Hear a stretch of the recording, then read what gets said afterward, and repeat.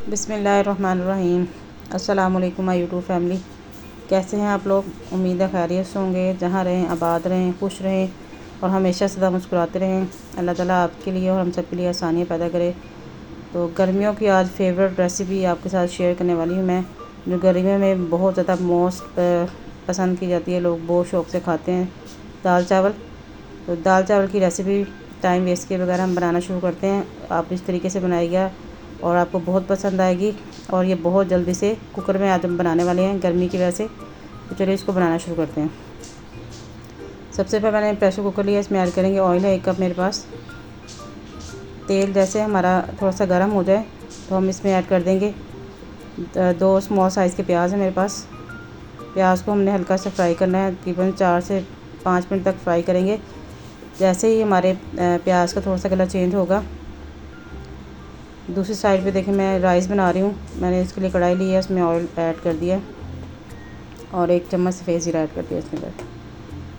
अब दोबारा वापस आते हैं, प्याज का कलर चेंज हो गया, इसमें ऐड कर देंगे लहसुन अदरक का पेस्ट है मेरे पास। अब इसकी अच्छी तरह से भुनाई कर लेंगे ताकि लहसुन अदरक का पेस्ट का जो कच्चापन है वो दूर हो जाए और ये अच्छे तरीके से फ्राई हो जाए, मतलब भून जाए। ठीक है, जैसे ही हमारे ये लहसुन अदरक का पेस्ट और प्याज भून जाएगा, हम इसमें ऐड कर देंगे टमाटर है, 1 टमाटर है और 4 से 5 अदद बारीक वाली मेरे पास हरी मिर्चें हैं। अब दोबारा से हम इसको तकरीबन 3 से 4 मिनट कुक करेंगे। दूसरी साइड पे हमारे जो चावल हैं वो रेडी हो रहे हैं। ज़ीरे वाले चावल बना रही हूँ इसके साथ में। अब इसमें ऐड करेंगे 1 चम्मच सफ़ेद ज़ीरा, नमक जाएगा इस पर जायका, और साथ में हम इसमें ऐड करेंगे, नमक थोड़ा कम लगा इसलिए मैंने दोबारा और ऐड किया है। आप लोग भी अपने हिसाब से कम या ज़्यादा कर सकते हैं। अब इसमें ऐड करेंगे हम हल्दी।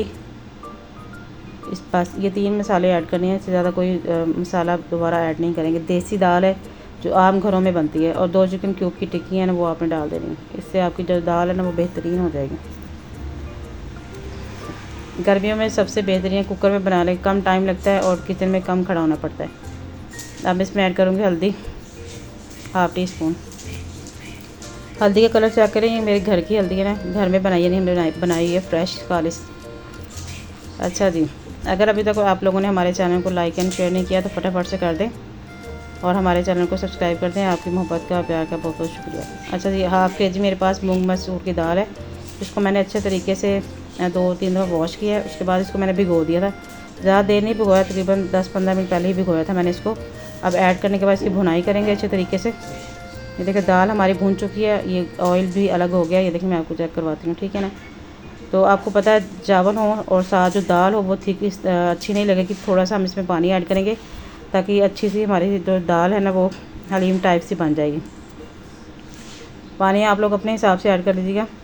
मैं तकरीबन 1/2 लीटर पानी ऐड कर रही हूँ इसके अंदर, ताकि दाल भी हमारी अच्छे तरीके से इसमें गल जाए और जो इसकी थिकनेस हमें दाल की चाहिए वो भी हमें मिल जाए। ठीक है, तो प्रेशर को लगाएंगे हम तकरीबन ज़्यादा से ज़्यादा 10 मिनट के लिए। 10 मिनट से ज़्यादा प्रेशर नहीं लगाएंगे हम।